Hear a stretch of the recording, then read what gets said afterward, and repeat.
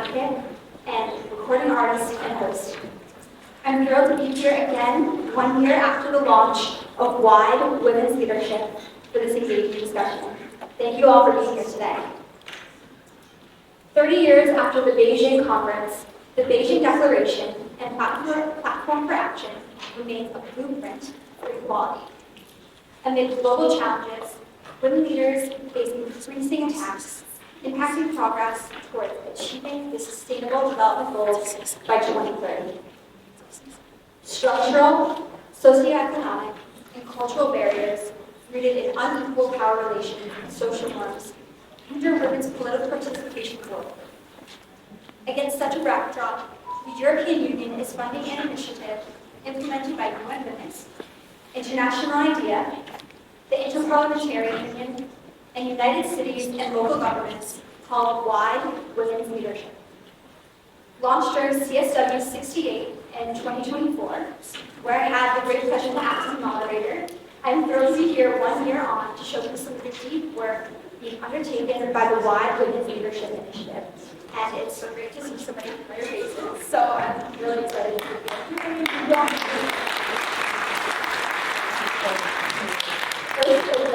First W, we're getting things started this morning. Okay. WYDE Women's Leadership is a collaborative global effort working to advance women's full and effective political participation, representation, and decision-making at all levels, especially those most often left furthest behind. Over 3 years, WYDE Women's Leadership is leveraging collective action, partnerships, coordination, knowledge, and resources at global level to advance women's political participation and decision-making through social norms change, networking, and global advocacy. Social norms shape perceptions of women's roles in governance, restricting their access to leadership positions, describing what their roles should be, and reinforcing structural inequalities. As part of WYDE, the initiative is prioritizing social norms change and shifting attitudes that portray women's roles in communities and society as incompatible with political power, in order to enhance women's political participation. Today, we'll take a close look at the roles of social norms in hindering women's full access to political participation and leadership, and hear about work that is currently happening to transform these norms. We are pleased to be able to have an esteemed panel of experts to share with us on this important and engaging topic. Before I turn the floor over to Ms. Chiara Adamo, we do have a translation, so if anyone needs that, that is available, so feel free to use that. So to begin, I have the pleasure of introducing Ms. Chiara Adamo, Head of the Unit of Human Rights, Gender, and Democratic Governance at the Directorate General of International Partnerships from the European Commission. Thank you for being here. Thank you, and good morning, everyone. What a crowded room, filled with familiar faces, less familiar faces, with expertise, with knowledge, with possibly some of you were here 30 years ago. In the same constellation. Who was here 30 years ago? I'm sure there is some hand. And we have some young people as well, some girls and boys, and this reminds me of last year, precisely in March 2024, where together with you and Sarah, we launched this new initiative, the WYDE initiative, the WYDE Women Leadership Initiative.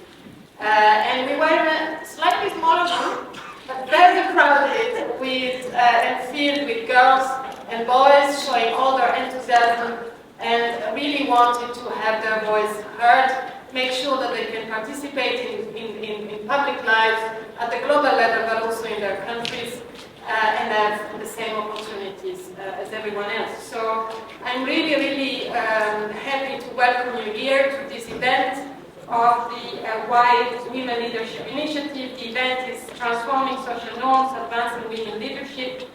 And it is happening at the same time as in an even bigger room.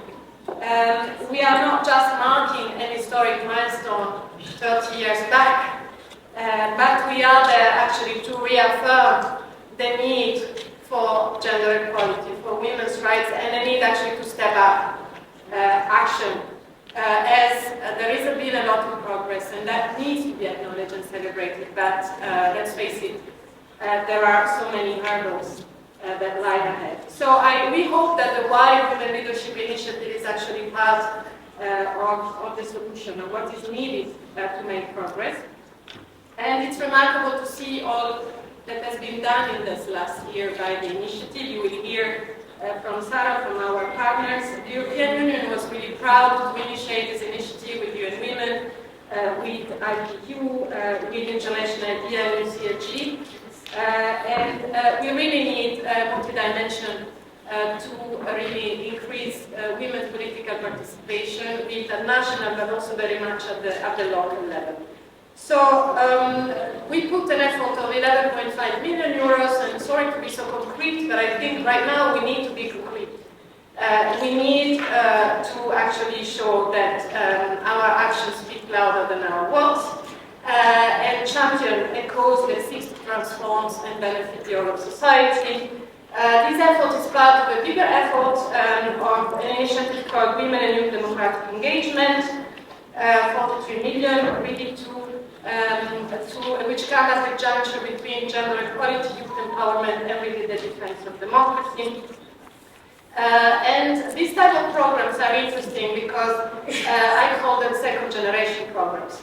It is very much about mentorship, training, empowering young leaders, women, politicians, and that's very good. But it's also going in a second generation type of program, going beyond that, and really addressing the social norms, the perceptions, the barriers that actually are there to limit the sustainability of these efforts. And that's what we are going to discuss today. So thank you again for being part of this conversation, for your commitment to promote gender equality and inclusivity. Let me thank in particular the girls and boys that are not sitting down like last year on the floor, but I saw you in the room, and we count on you. Really together we can progress and we can build a more inclusive and equitable future. So I look forward to this discussion. Thank you, Chiara.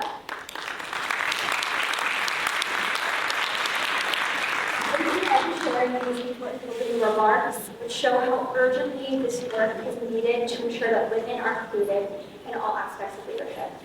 And to continue our opening session, I am pleased to introduce Sarah Hendricks, UWYDE Women's Director of the Policy Program and Intergovernmental Division. Thank you, Sarah. Welcome. Thank you so much, and happy CSW, one and all. Just amazing to be here with you all, to be in this full room as we gather together on this momentous occasion. And so, distinguished guests, all young people who are here, dear Chiara and colleagues from the European Union, honorable members of Parliament, local governments, activists, partners, feminists, fierce feminist leaders and friends, it is good to be together. It is indeed my great pleasure to welcome you to the CSW 69 side event held under the WYDE, the Women's Leadership Initiative. And as Chiara said, I'm thinking back to just 1 year ago when we were in a small room launching this initiative together. And I think this room is a reflection of the initiative also growing, also driving, impacting, engaging people right across countries. We have come together, the CSW, to mark the 30th anniversary of the Commission on the Status of Women. And, the 30th anniversary of the Beijing Declaration and Platform for Action here at the Commission on the Status of Women. And that Beijing Declaration and Platform for Action is that groundbreaking, historic blueprint, which today is still the most progressive, comprehensively endorsed blueprint that affirms that women's rights are human rights and calls for urgent action to gender equality. And at the risk of quoting something, I do want to start by actually quoting the Beijing Declaration and Platform for Action to remind us all what it said around the issues that we will talk about in this room today. So the Beijing Declaration so powerfully stated that women's equal participation in decision-making is not only a demand, for simple justice or democracy, but can also be seen as a necessary condition for women's interests to be taken into account, without which the goals of equality, of development, and of peace cannot be achieved. This statement remains just as pertinent today as it was 30 years ago, and it guides our continued efforts in this space. And we know that while progress has been made, we have not yet reached the goals. We have not yet reached the goals of gender equality or of parity in leadership and decision-making. But we do have what one member state recently said to me is a duty of hope, a duty to hope. A duty to hope and to act with that hope, that we can be, in fact, that first generation that actually closes the gap of gender equality and does so with increased acceleration, and to do so despite the pushback against women's rights that we see around the world. And so UN Women is so proud to be a part of this initiative with you all, to partner with the European Union in this vital endeavor, and is dedicated to ensure that women's voices are not just heard, but that they're actually celebrated in political spaces and across political spheres. In other words, we want to see women's voices and women's leadership move from being in the shadows and undervalued to actually seeing women and young women's voice and leadership being recognized and visible in the light. And so a significant part of our agenda to make that happen is, of course, to tackle discriminatory social norms and to look at those social norms that specifically limit political participation and specifically limit access to leadership. And we have deepened our understanding of how social norms emerge, how they persist, but also importantly, how they can be dismantled, how they can be just transformed. So today you will hear from inspiring women and young women leading this work, sharing their insights and their stories, really showcasing their relentless spirit, their drive towards action, their determination to tackle social norms in every space, and to actually pave the way for more young women, for more women to take hold of decision-making spaces.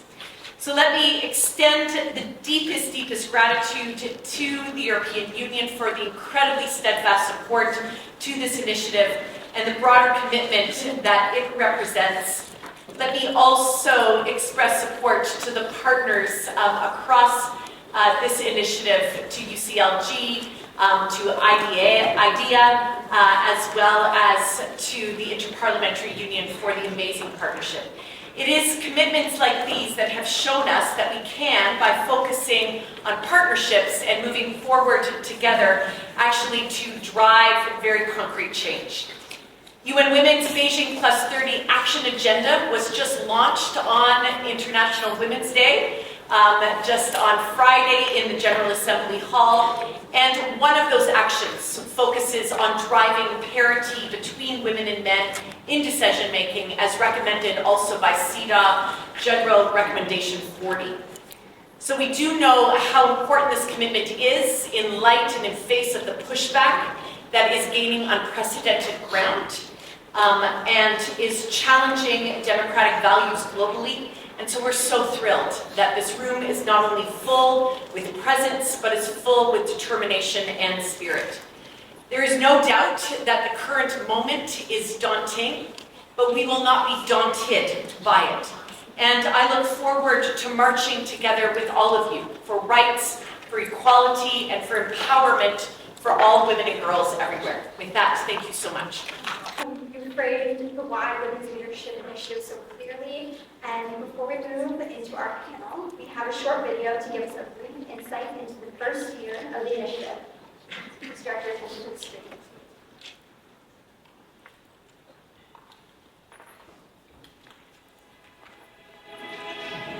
In 2024, the WYDE Women's Leadership Initiative was launched as a global effort to advance women's political participation in decision-making at all levels, particularly for those most often left behind. Despite international standards promoting gender equality, women remain underrepresented in political and public life globally. Entrenched gender stereotypes, discriminatory practices, and power imbalances continue to create significant barriers to their participation. Funded by the European Union, WYDE Women's Leadership leverages collective action, partnerships, and transformative social norms, focusing on advocacy and networking, global knowledge sharing, and capacity building. 1 year in, WYDE Women's Leadership partners are collectively driving change. Nearly 300 women in politics and activists enhance their skills through intergenerational dialogues, networking, mentoring programs, and leadership academies, while exploring strategies to transform social norms and to end violence against women in politics. 30 journalists were trained to challenge biases in the media. 20 international experts and academics provided perspectives and approaches towards transforming social norms and dismantling barriers to women's meaningful participation in decision-making. Partnering with civil society, WYDE provided funding to 8 women's organizations across 5 regions to advance the Generation Equality Action Coalition on Feminist Movements and Leadership. From the United Nations General Assembly and the Commission on the Status of Women to activities globally, we continue together this transformative journey to increase our impact worldwide.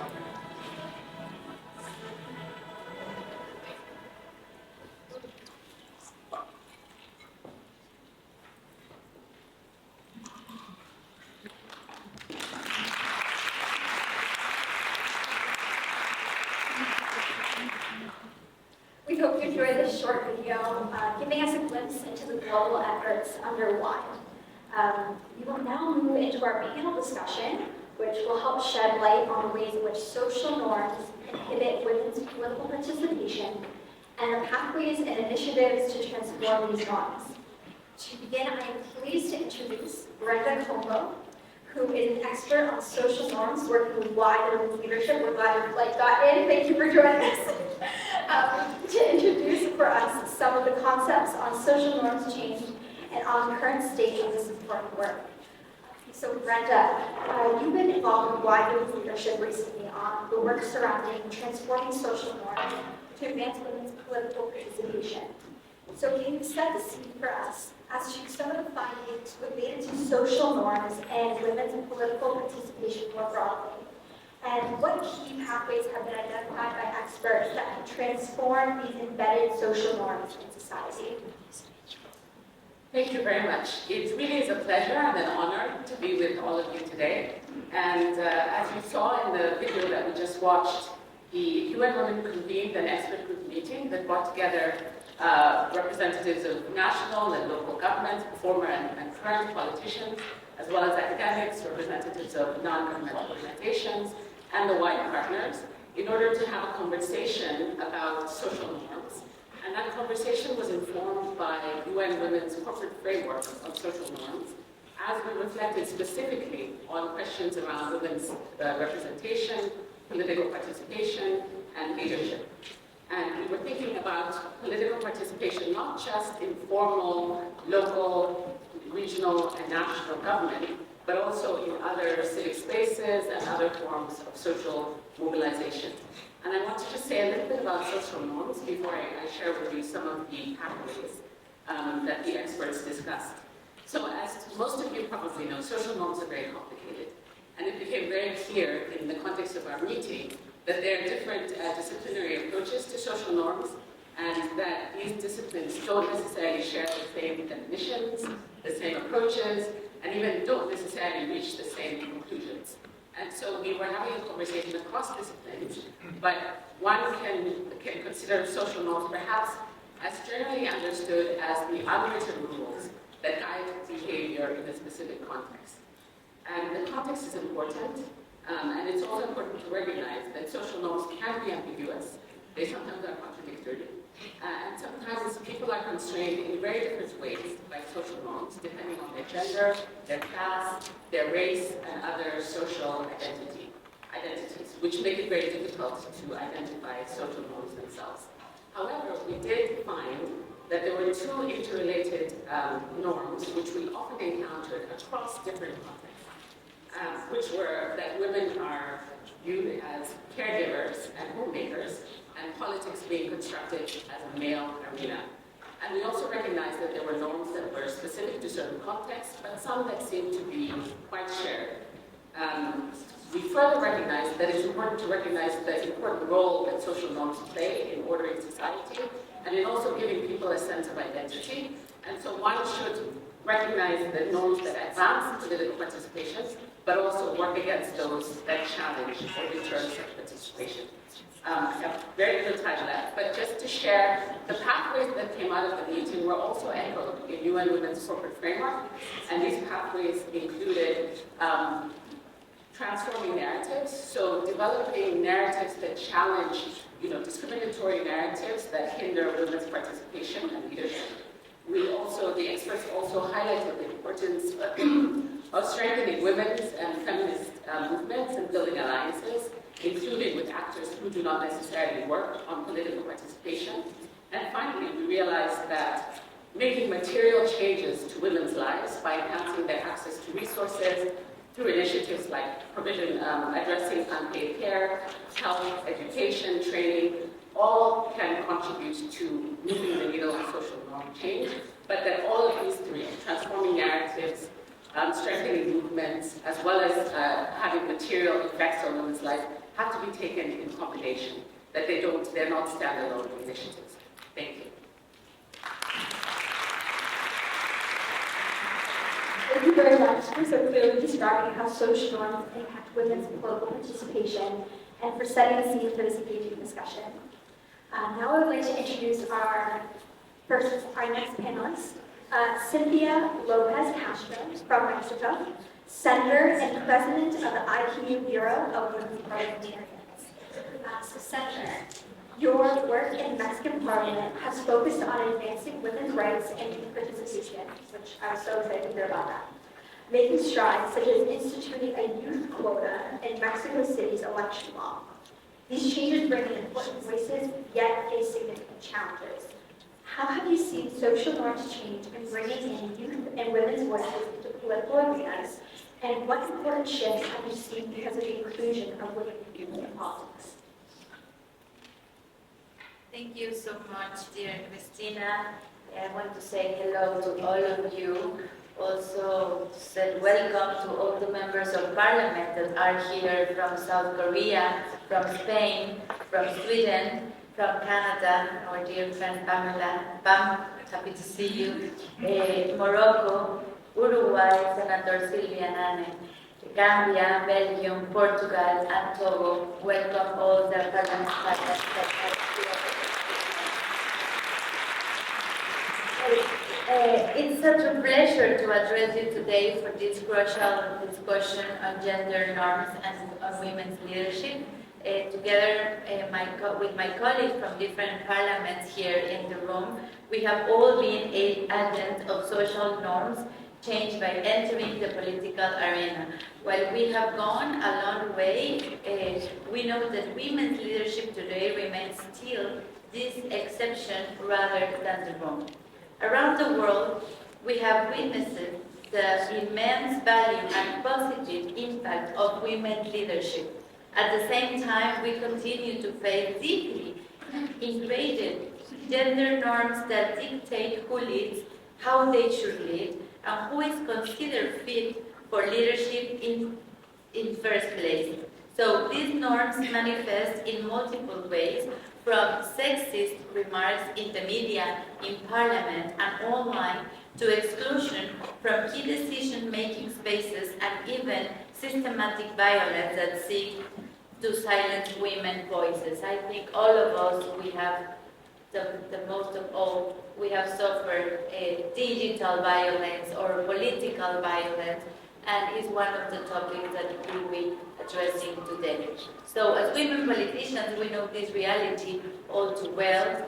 We have faced this violence, the double standards, the questions that all the time are for us, like why she's doing this, why she's doing like that, why she dressed like this, why it happened with the personal life. So I think women are all the time, we are exposed to violence. So this is not just unfair, it's a profound loss of our democracies, our communities, and our societies.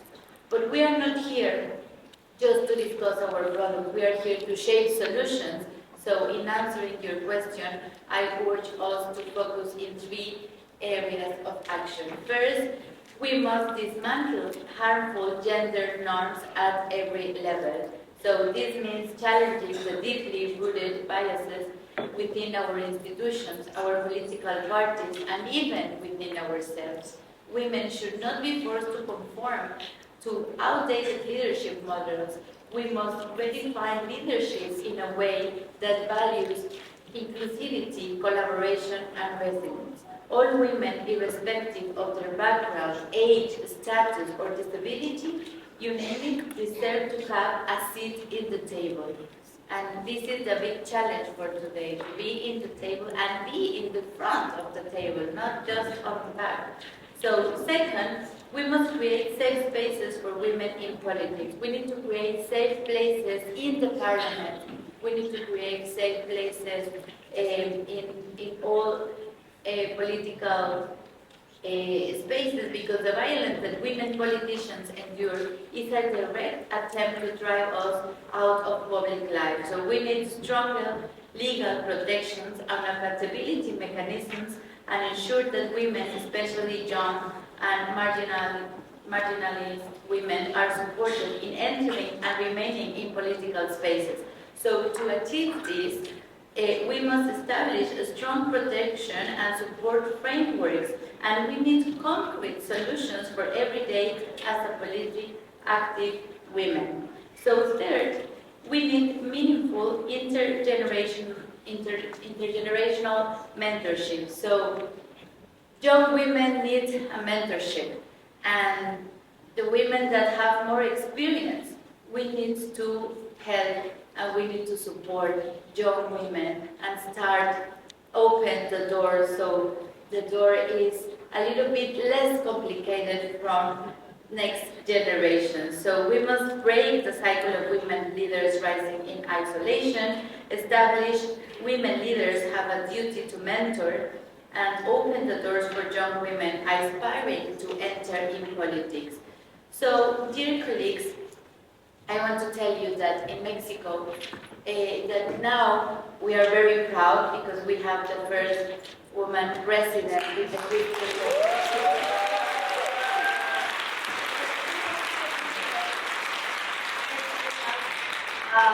a woman president. We have parity in our 2 chambers. We have parity in the cabinet.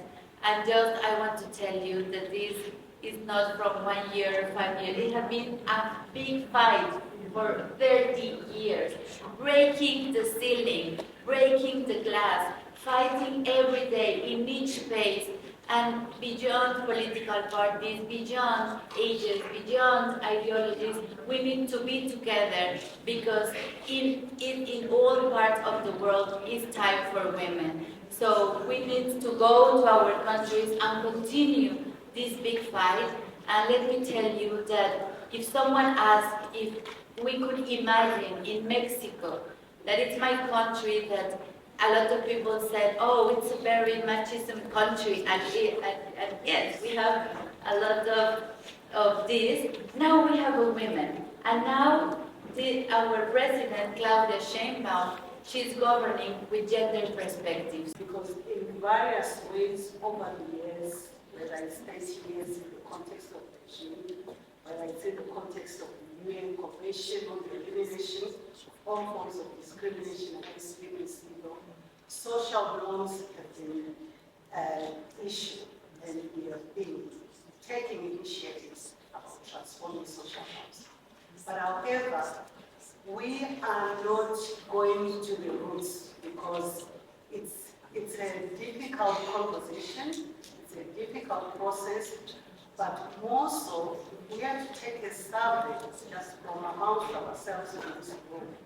How many of us acted as custodians of social norms without debunking and interrogating the impact of social norms in regards to women's political participation and representation? We can talk about participation because it's safe and easy. Women in all their diversity, and young women in particular, they can be involved in politics in terms of membership, in terms of being youth that mobilize for the political parties. And I always say sometimes women as free bureaus of political parties because we carry the symbols on our bodies as bureaus of political parties. Yet that participation does not translate into representation, which is about influence. And this is what we are seeing coming through from the dialogues that we are having about the need for transforming social norms. The very fact that we are so much embedded in the way we prescribe what is expected of society between women and men, it has a fundamental effect now on participation and representation. And this brings us to the challenge around the very fact that when legal frameworks are in existence, or enabling legal frameworks are in existence, we are not seeing the change. So at the end of the day, what we need goes beyond just having enabling legal frameworks or enabling laws. It goes beyond engaging men as champions or allies for gender equality and women's empowerment. But it needs us to interrogate the extent to which there is a belief that it is a man's world. So for instance, when we talk about gender quotas, you hear narratives about we are giving our women 30%, a 30% quota, because we love them, because they are our mothers, they are our daughters, they are our sisters.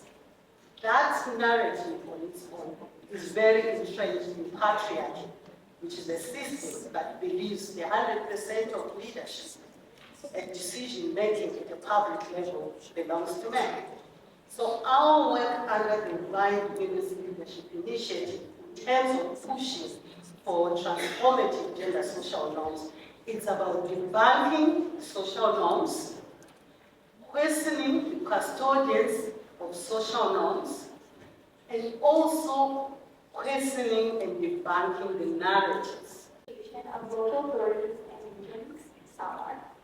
So, Neil, as a locally elected representative, you have a unique perspective of enhancing gender equality and the challenges in local contexts, such as your work which has helped further the European Charter for Equality of Women and Men in local life. How can local policies help to transform the norm around women in public and local life? And in addition, can you share with us how men can work as partners in challenging ingrained social norms which limit women's political participation? Thank you so much, and I will start to, it's really an honor to be on this panel and be in this building and see this crowd that fills up this room today. It's really an honor.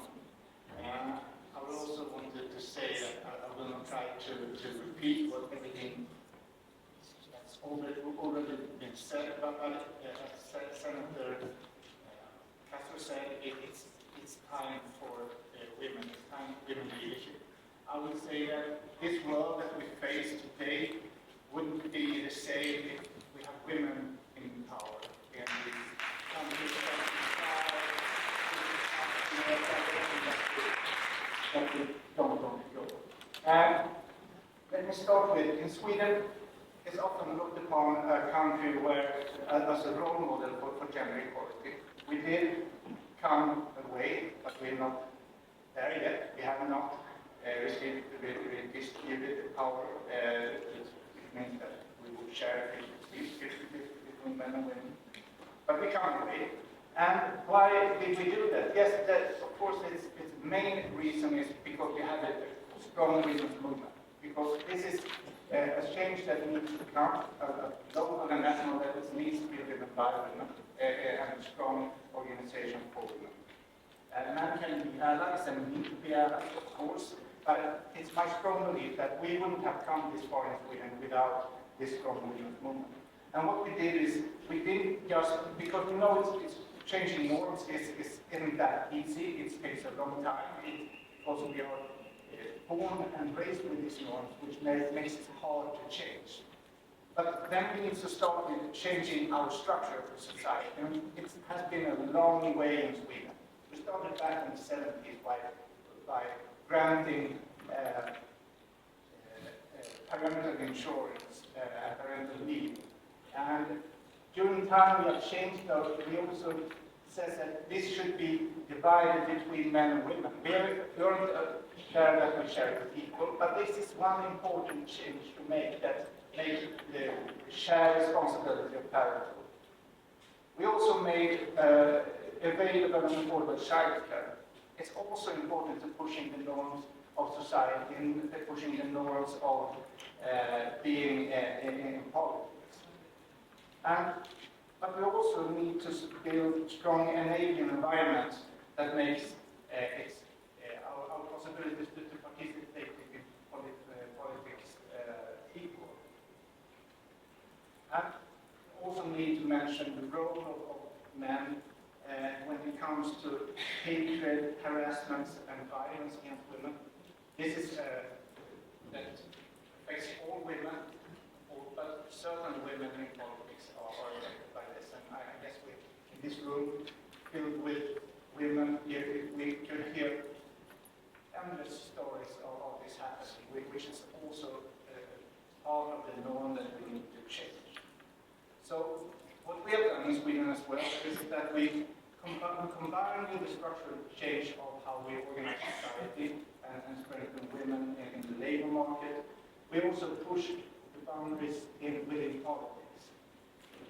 I believe that quotas or a threat of quotas is an important tool to use to actually push change.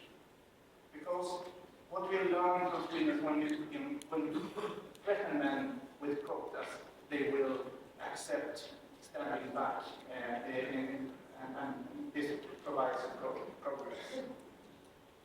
But we're also seeing that we need to train and give the women the possibility to exchange knowledge and be network.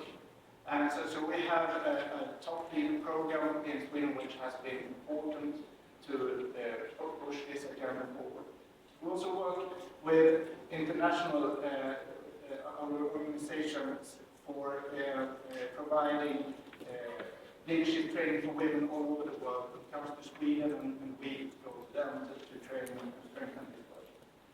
And my time is running out. So just say that this is a question which is about redistributing power. Men's role in this has to be that we need to know that we need to stand back. This is if we do believe in human rights, if we do believe in democracy, it cannot be any other way than we should at least give women 50% of the power. Perhaps it's time for actually making change and give more of the power to more gender equal.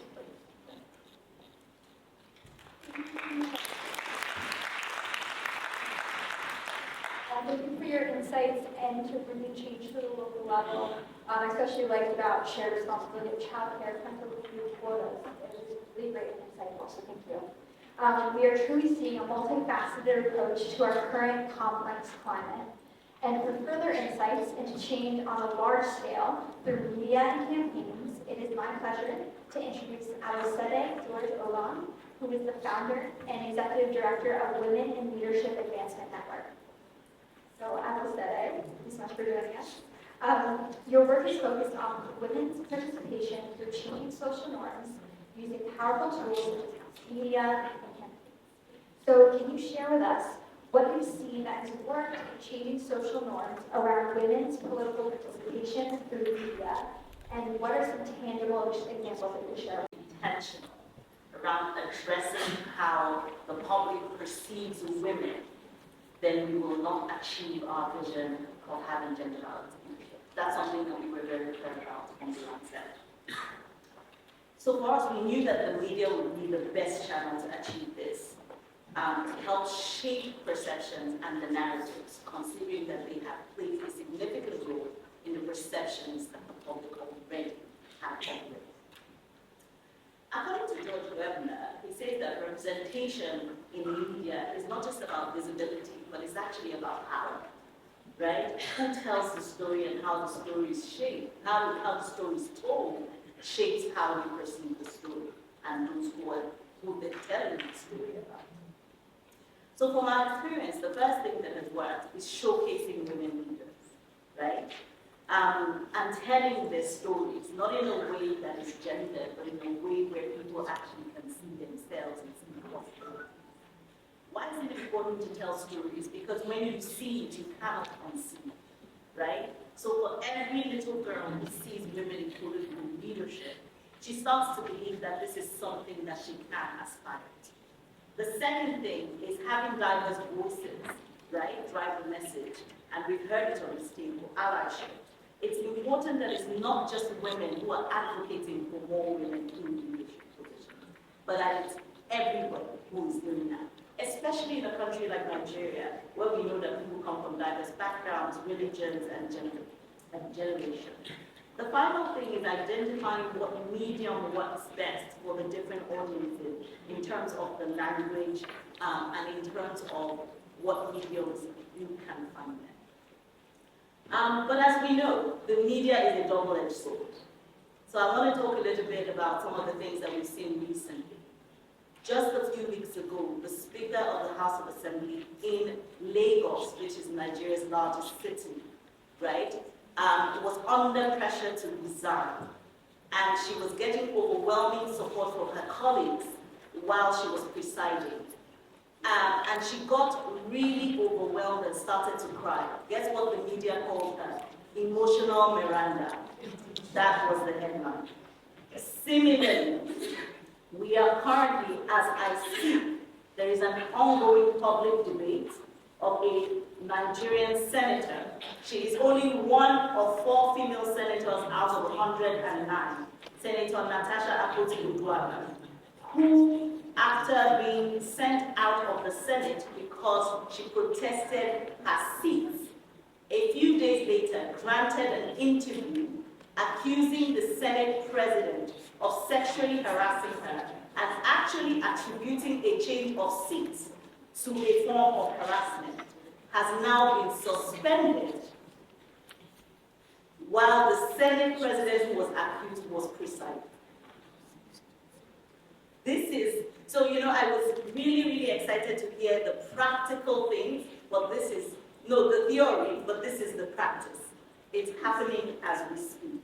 So as I said, the media can serve as a double-edged sword.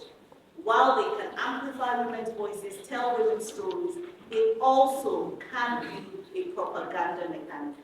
Because what we have heard about this issue is that she's overreacting, she's emotional, she's not stable. Those are the type of headlines that we see. So as I begin to wrap up, what must we do? Women in politics must actively engage with the media to reshape these narratives. But the media also needs to be educated.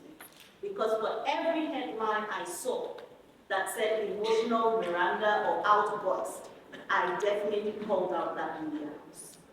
So they need to be educated. We need to have more campaigns that spotlight successful female politicians without framing them through a gender lens. Very important. And of course, we need to continue to amplify the voices of organizations and people who are working, as Rizal said, to debunk media. We must do that. For every negative media, we need 10 that is debunking and educating.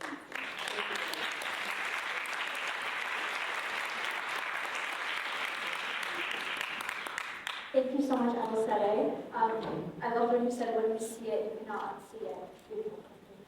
That was incredibly insightful and informative, and we'll now move to our final speaker before opening for comments from the floor. I've also noticed a little bit of standing room only. There are some seats down here if anyone wants to. Okay, so Vanja Monarca is the founder of the One Future Collective, which is an active commitment maker in the Generation Equality Action Coalition on feminist movements and leadership. Vanja, as a young feminist working in an organization as a commitment maker with feminist movements and leadership action coalition under Generation Equality, what strategies have you seen been effective in social norms change around women's leadership and political participation, and how are you continuing to advocate in our current context? Hello everyone, good morning. Before I start, I want to say that I turned 30 with Beijing turning 50. And given the context we live in, it's just I'm so incredibly grateful that I have never had to live in the world without it. And I hope that that's a feeling that we can keep with us for the rest of this year. So yes, to start off, India as well as the region I represent, South Asia, has had a lot of progress in terms of implementing electoral quotas, reservation policies, but women continue to remain underrepresented, and when they are represented, they do not hold any form of power. Of course, there are many reasons for this. One is that we refuse to see women as political leaders. But the other is when we see a woman in political, how dare she? And that question of how dare she leave that line in which she's supposed to hold and stay within leads to this very deep-seated desire to use the body, sexuality, or personal lives of women to take away from their political activity. And that is something I see day in and day out in my work in India. I will speak here both in my experience as leading One Future Collective and as a former political consultant. That it's not all bad. There are certain things that work, only if we're able to collectivize around them. I think the first most important thing is a lot of norm change work tends to happen top-down, and that doesn't work. We need norm change work that is hyper-local, very regionally contextual, so that people on the ground relate to what you're talking about. They actually care and they can respond to it. Second, and I'm going to give an example of Gen Zer, who quoted this to me. We really need to fight for and reclaim narratives rather than just give in to them. A lot of young people in India do not want to enter politics. And a big reason is tech-facilitated gender-based violence. Because every young girl knows that if an image of her was to be leaked online, it doesn't matter if she was at fault. She will be held at fault. And a very inspiring meeting recently, a 19-year-old told me, so what if they leak? And I think that simple question of so what can be so powerful to reclaim the narrative of who is to blame and who should hold the shame. Third, when I say this to someone who's been guilty of doing this so many times as well, we really need to be a lot more fun and creative with how we do behavioral change work. We want to talk to people who are targeting, who we want that their mindsets change, and we really need to design for them rather than keep designing for ourselves. I know that NGOs and CSOs in India are guilty of it, and I see it replicated across the world. The last two, of course, go without saying, we really need to start much earlier. I want to see young girls that I speak with who are 8 or 10 years old to see themselves as potential political candidates.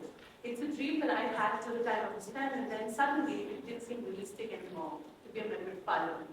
I want to understand what happens at that stage when you can dream, and then suddenly it stops feeling realistic anymore. And we need to stop that from changing. And most importantly, we need to invest in democracy and representative leadership. And nothing made it more possible for me to see myself as a CEO than seeing other CEOs like me.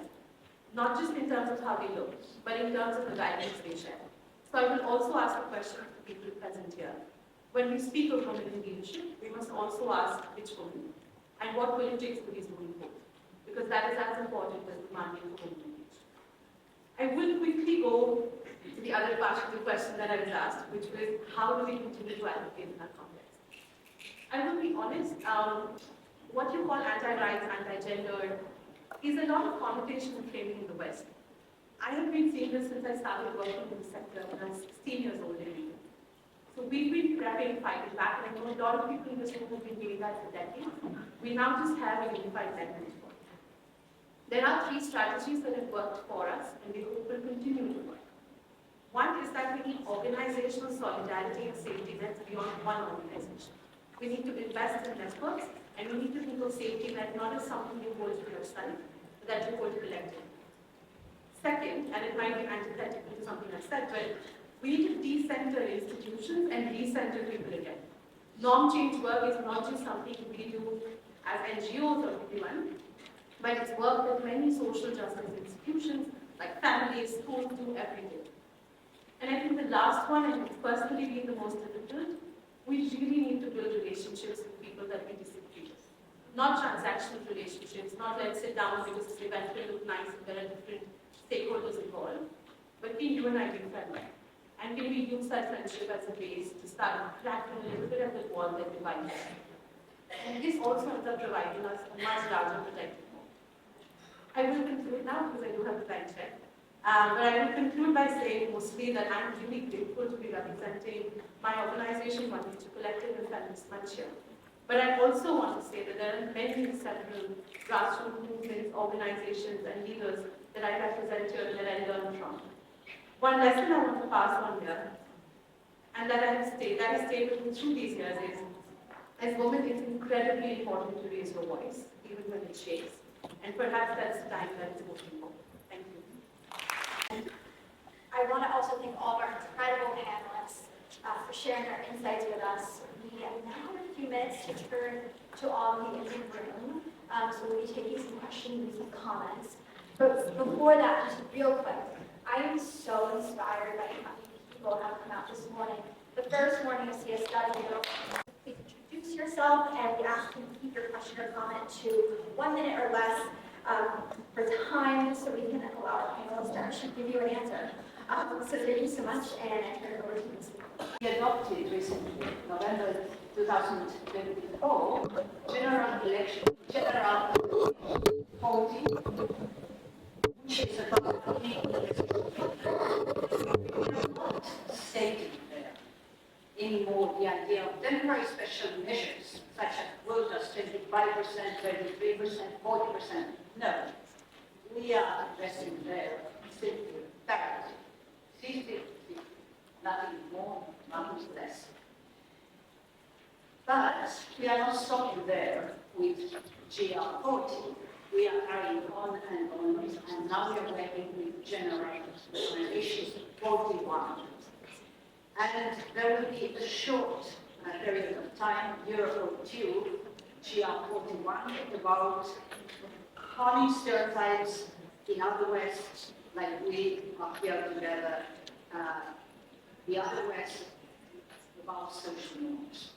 It is serious work ahead, but we, CEDAW members, we are thinking this is the highest time to address this very complicated and serious subject all over the world. We believe that the creation of this document brings together lots of stakeholders, state parties, experts, NGOs, multilateral organizations within and for girls globally all over the world. As you might know, and perfectly well know, that CEDAW Convention is a legally binding convention. And so are our general recommendations. So I wish you all a very fruitful days ahead. I wish you very nice meetings within CSW 69, because women's rights are human rights, and we really can. Let's make them together. Thank you.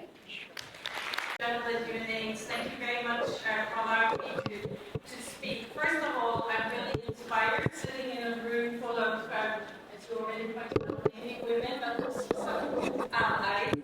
And I just wanted to say a couple of things about this particular time and why it is so important for us to talk about political leadership of women, especially when it comes to health and to HIV in particular.